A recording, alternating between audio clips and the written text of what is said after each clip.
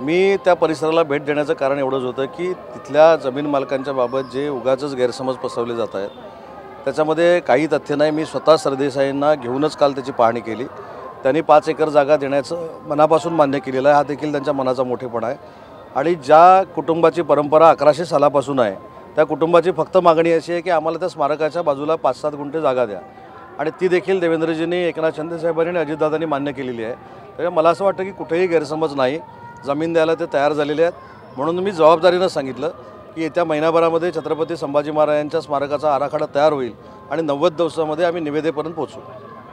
मुंबईचा जो सिमेंटचे रस्ते त्यामध्ये काही भ्रष्टाचाराचं पत्र पुन्हा एकदा आदित्य ठाकरेंनी देवेंद्र फडणवीसांनी दिलेलं पाहायला मिळते की सुद्धा या संदर्भात बातमी मांडली नाही। मला असं वाटतं की गेले 2.5 वर्ष जे काम मुंबईमध्ये कधी होऊ शकलं नाही ते महायुतीच्या सरकारच्या माध्यमातून झालं।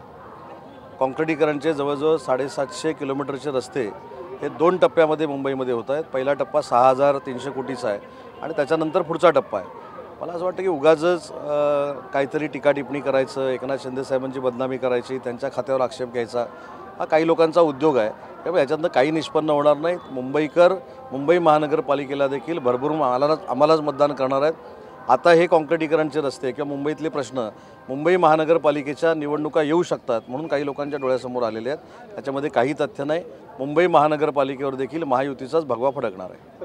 काल नारायण राणेंनी स्वतः पत्रकार परिषद घेऊन दिशा सालियन प्रकरणामध्ये स्वतः उद्धव ठाकरेंनी आदित्य ठाकरेंचं नाव घेऊ नये म्हणून फोन केलेला होता, अशी या ठिकाणी कबुली दिलेली आहे। पत्रकार परिषद भाजपाचे ज्येष्ठ नेते नारायणराव राणेसाहेबांनी घेतली।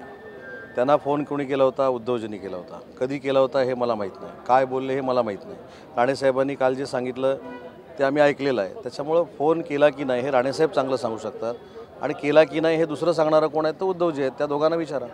या विषयावर सध्या राजकारण सुरू असलेलं पाहायला मिळते, म्हणजे असा फोन केलाच नाही असं मला याच्यामध्ये स्पष्ट सांगायचं तर मला या भानगडीमध्ये पडायचं नाही। ही न्यायप्रविष्ट बाब आहे। दिशा सालियनच्या वडिलांनी न्यायालयाकडे दाद मागितलेली आहे आणि न्यायालयाकडे दाद मागितलेली असताना आपण त्याच्यामध्ये कॅबिनेट मंत्री म्हणून बाहेर भाष्य करणं हे योग्य नाही, कायद्याला धरून नाही। त्याच्यामुळे योग्य तो निर्णय न्यायालय घेईल आणि तसे निर्देश पोलिसांना देईल। भाजपचे नेते जातीयवादी आहेत असा आरोप संजय राऊतांनी केलेला पाहायला मिळतो, काय सांगा? नाही, संजय राऊत साहेबांची पत्रकार परिषद रोजच सकाळी 9-9:30 वाजता होते आणि त्या प्रत्येक प्रश्नावर तुम्ही आमची उत्तरं मागता। माझं असं म्हणणं आहे की या सगळ्या पत्रकार परिषदेतनं आपण देखील त्यांना एक प्रश्न विचारला पाहिजे की हे सगळं किती दिवस चालणार आहे।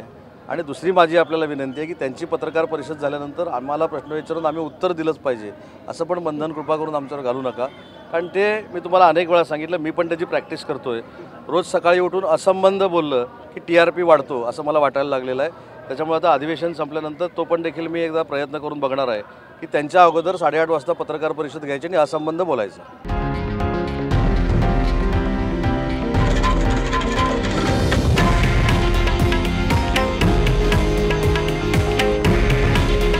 हे आहे देशातील नंबर 1 न्यूज नेटवर्क आणि आपण पाहत आहात TV9 मराठी।